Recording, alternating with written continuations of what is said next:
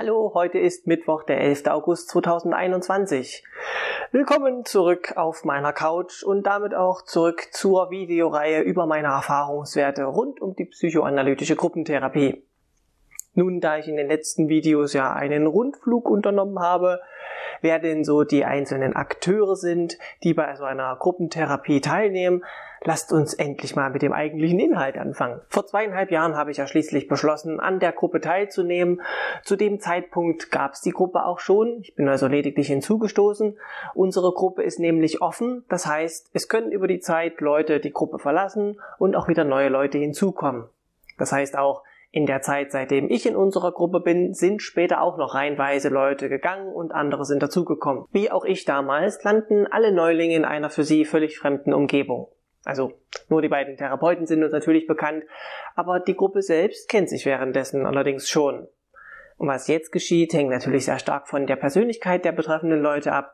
Manche sind ganz schüchtern, schauen erstmal nur zu und sagen gar nichts und andere gehen voll in die Offensive. Eine Frage taucht während dieser Phase allerdings mit fast schon schlafwandlerischer Gewissheit auf. Und wie funktioniert das hier alles? Na, was ein Glück, dass das schnell beschrieben ist. Psychotherapie ist nämlich ganz einfach. Man spricht. Ja, vielen Dank. Bevor ich jetzt hier virtuelle Tomaten an den Kopf geworfen bekomme, lasst mich etwas ausholen. Wenn sich Menschen in irgendeine Art von Behandlung begeben, egal ob es jetzt Medikamente sind, ob wir von einer Magenspiegelung oder einer Operation am Herzen oder eben einer psychologischen Behandlung sprechen, dann ist es ja im besten Interesse ihrer Gesundheit, wenn sie wissen wollen, was da eigentlich mit ihnen gemacht wird. Nun, der Psychotherapie eilt da leider der Ruf voraus, und zwar zu Recht, dass sich halt nicht präzise voraussagen lässt, wie die Therapie wirkt, weil das bei jeder Person ein bisschen anders sein kann und klar ist noch nicht einmal, ob sie überhaupt wirkt. Und leider ist halt genau das Organ, das behandelt werden soll, an der Behandlung selbst beteiligt. Und das bringt natürlich einige Schwierigkeiten mit sich. Das heißt, eigentlich ist es am Anfang noch gar nicht richtig klar, was diese Behandlung mit uns machen wird. Na toll! Diese grundsätzliche Ungewissheit, die haben anfangs erstmal alle. Interessant finde ich jetzt allerdings, wie die einzelnen TeilnehmerInnen damit umgehen. Ich selbst gehörte halt zu dieser stillen Fraktion. Ich habe erstmal nur beobachtet, was die Gruppe da eigentlich macht und habe mich dann langsam dazugeschaltet. Manche Neuzugänge nach mir haben es mir da gleich getan. Andere hingegen haben sich direkt zu der Gruppe gewandt mit ihrer Unsicherheit. Die wollten jetzt von uns wissen, wie funktioniert das hier alles? Wie geht's weiter? Was müssen sie tun, um den Behandlungserfolg zu erreichen? Und so weiter und so weiter. Das ist halt so eine Vorstellung von der Therapie, als würde es sich dabei um eine Klausur handeln, für die man halt gewisse Dinge können muss, um bestanden zu haben, oder so eine Art Heldenquest, für die man bestimmte Rätsel lösen muss und am Ende gibt es irgendeine Belohnung oder sowas. In jedem Fall ist das halt eine Vorstellung von Therapie, die etwas Bestimmtes verlangt, um ein konkretes Ziel zu erreichen. Ihr hört schon, welche Worte ich betone. Bestimmt, konkret. Das ist halt das genaue Gegenteil von der Ungewissheit, die ich anfangs skizziert habe. TeilnehmerInnen, die wissen wollten, was genau sie tun sollten oder wie das alles funktionierte, waren also offenbar auf der Suche nach Sicherheit. Ein Gegenmittel gegen die Unsicherheit, mit der sie ja von den Therapeuten in die Gruppe geschickt wurden. Ich kenne das ja aus eigener Erfahrung. Die haben mir genauso nicht erklärt, wie die Therapie funktioniert. Und wie denn auch, wenn das bei jedem ein bisschen anders ist und noch nicht einmal sicher ist, ob sie am Ende überhaupt wirkt bei mir. Nur Unsicherheit lässt halt auch Raum für die schlimmstmöglichen Fantasien. Was ist, wenn es bei mir nicht wirkt? Verschwende ich hier vielleicht nur meine Zeit? Wäre ich woanders vielleicht besser aufgehoben? Und was ist, wenn das hier alles nur noch schlimmer macht? Die Therapie verlangt halt nichts Geringeres als einen Vertrauensvorschuss. Wir müssen uns einem Prozess öffnen, von dem wir vorher nicht einmal wissen, was er macht und ob es wehtun wird. Wenn er wirkt, wird der Prozess irgendetwas ändern an uns, an unserer Wahrnehmung, unserer Perspektive und auf lange Sicht vielleicht sogar unser Denken und Fühlen. Damit das funktioniert, müssen wir aber sicherstellen, dass das Denken und Handeln und Fühlen, was wir in der Gruppe zeigen, dass das auch unser eigenes ist und nicht das, was wir für jemand anderen spielen oder was wir denken, was jemand anderes von uns erwartet.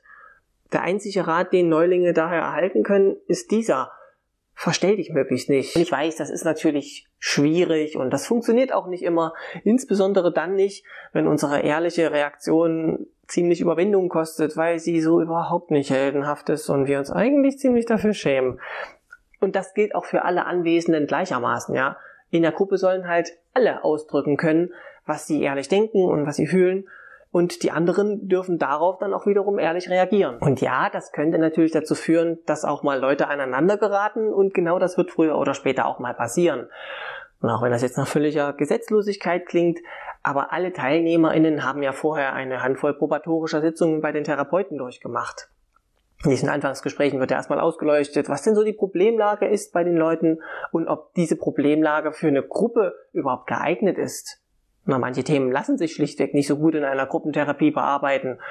Traumatherapie beispielsweise, das verlangt viel Fingerspitzengefühl und das ist eher gut in Einzelsitzungen bearbeitbar. Es wird halt vorher schon abgeklärt, wie stark die Klienten so von ihrem Problem beeinträchtigt sind und ob sie überhaupt stabil genug sind für ein Gruppensetting oder ob sie womöglich im Gegenteil drohen, die anderen Gruppenmitglieder mit ihren destruktiven Strategien zu traumatisieren. Das sollte natürlich möglichst verhindert werden. Die Leute, die in so einer Gruppe landen, die sollten also, ich sage jetzt mal ganz platt, mit sich und anderen schon irgendwie klarkommen. Und unter solchen Umständen, mit solchen Klienten, nehmen halt auch Konflikte zwischen denen keine traumatisierenden Ausmaße mehr an, sondern sind, durchaus vergleichbar mit Problemen, die wir auch draußen in der echten Welt mit anderen Menschen erleben könnten. Das Beste, was man machen kann, ist also, sich drauf einzulassen. Ja, hey, nichts leichter als das. Also gerade Vertrauen ist ja etwas, womit fast überhaupt niemand irgendwelche Probleme hat. Aber hey, das macht nichts, weil in dem Fall ist die ehrliche innere Regung ja, ich glaube nicht, dass das so eine gute Idee ist, ehrlich zu zeigen, was ich denke. Weil genau das ist ja dann auch wahr. Und dann kann die Gruppe an der Frage arbeiten, was ich denn befürchte, was dann passieren könnte, wenn ich mich ehrlich zeige.